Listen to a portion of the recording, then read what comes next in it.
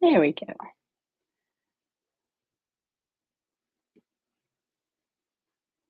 Okay, looks like it's actually live now. Hopefully my sound is good. Yeah, it looks like it is. Okay. Hi. I haven't been live in a weekish now, maybe. It's been a minute. Um, but I wanted to jump on live because I'm doing something that I feel is kind of important. And earlier today, I did a talk at the Rotary Club. I don't know if you guys know what the Rotary Club is. They do some really cool stuff, and we have several of them in my town. Oop, oop, I have to put it in front of my face.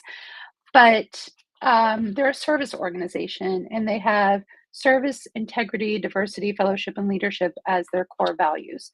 And they have a four-part mission that really spoke to me and it made me want to be a part of it. I'm not part of Rotary yet, but I do think I'm going to join after visiting a couple of times.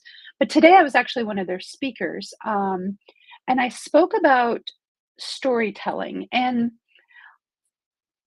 I live in a part of the country that's got a lot of division in it. Well, I think the whole country has a lot of division in it right now. I don't think it's stuck to any one part of it. And if you look at the recent election, it looks like we're just half and half almost divided. And I'm not getting on here to give my opinion on things. Make I do think you should use your voice politically just because that is part of the beauty of what we get to do as a country. It's part of our heritage that's really awesome. But I also want to talk about the way we talk about each other, the way that we use our language to communicate to each other and about each other and the stories that we're telling about each other. Because it's really easy to use words to dehumanize other people.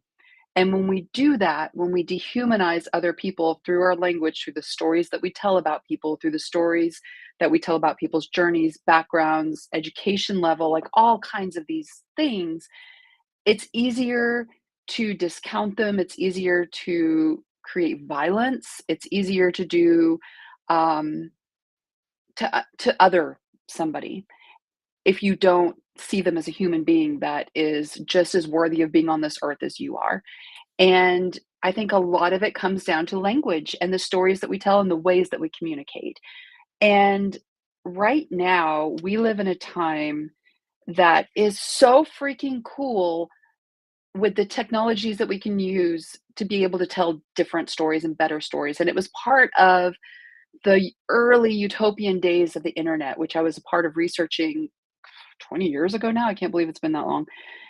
This utopian promise that the internet could give a voice to people who don't necessarily have one, could spread messages faster, and that's all still true, but it's a double-edged sword, right? It also can spread disinformation faster. It also can spread stories that are not true and give even louder voices to people that already have a voice.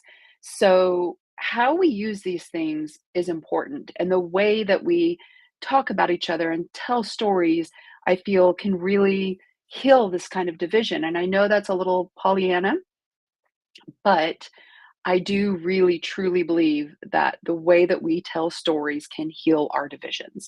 If we start looking at each other as people, as humans, as worthy, and maybe I don't understand your experience and you don't understand mine, and that's okay. That's why we talk.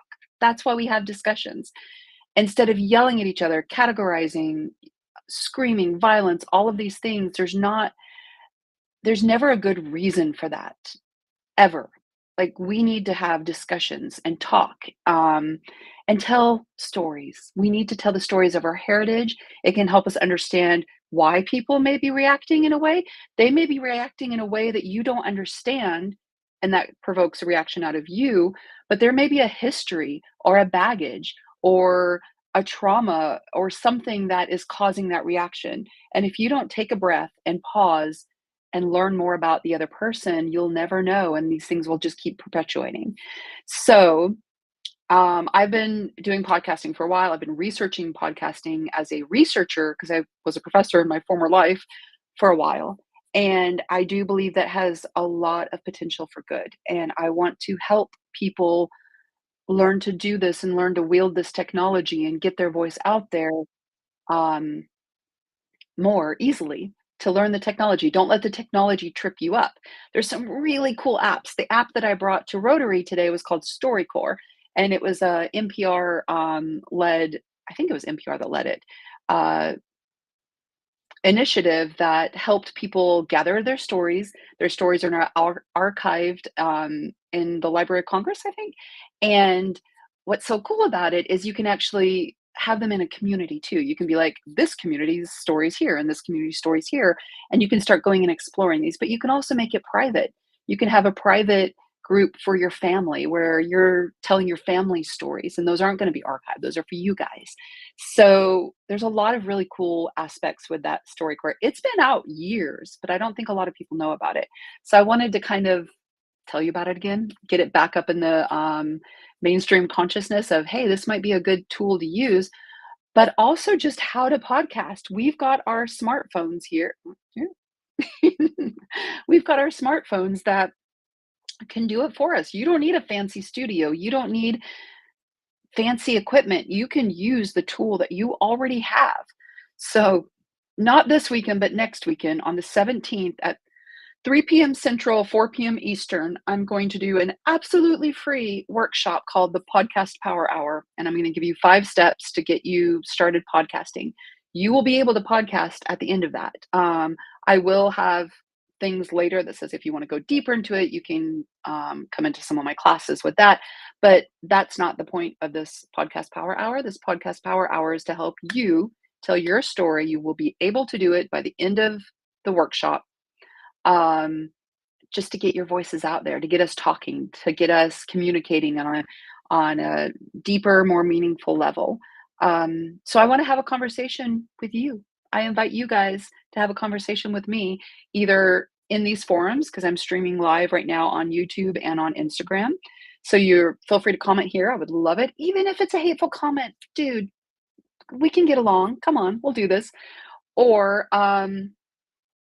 send me an email. You can email me. All my stuff's all over the place. You can find it in my profiles, or this QR code that you can see right here at the bottom. Sign up for my power hour. We're going to be live. It's going to be actually live, not filmed and saying it's going to be live.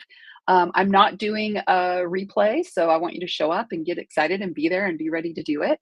So not this Sunday, but next Sunday. So I'm going to do this live a few times and try to get people interested in having a conversation with me. So next Sunday, the 17th at 3 p.m. Central, 4 p.m. Eastern, we will have a power hour. So click on that or scan that QR code. I don't think it's clickable. Scan that QR code, sign up, totally free. You'll actually know how to do it by the end of it. And let's start getting more voices out there, more stories being told. Let's humanize each other. We are all one species on this rock going around the sun. Let's start acting like it. Let's start acting like it. Stop being a jerk. There's no time for that. We have such a limited time on this rock. Um, let's be nice to each other. Let's communicate better. Let's tell better stories. Let me help you do that. If the tech is what's slowing you down, I can help you with that. Okay. Have a great day. This is my over 40 challenge today. So if you are an over 40 creator and you are part of my YouTube challenge, this is part of my challenge today. I wanted to say hi. I wanted to do a call to action, tell better stories. Um, and yeah, I hope to communicate more with you soon. And I hope you have a great day. Okay.